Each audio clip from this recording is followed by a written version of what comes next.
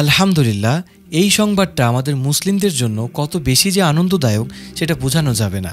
Zohran মামদানির মতো একজন মুসলিম যুবক, একজন কম বয়সী যুবক, যিনি নিউ ইয়র্কবাসীর মন জয় করতে সক্ষম হয়েছেন, যেমনইভাবে তিনি মুসলিমদের মন জয় করেছেন।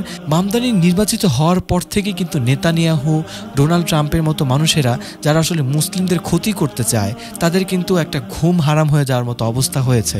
নিউ ইয়র্কে বসবাসরত ইহুদিদের মনও তিনি জয় করে নিয়েছেন এবং ব্যাপকভাবে তিনি একটা ইহুদি কমিউনিটি থেকে উনি ভোট পেয়েছেন। এবং জোহরান মামদানি কিন্তু তার পিছনে একটা বড় পলিটিক্যাল হিস্টোরিও কিন্তু তার নেই। এত কিছু সত্ত্বেও জোহরান মামদানি কিন্তু মেয়র নির্বাচিত হতে সক্ষম হয়েছেন।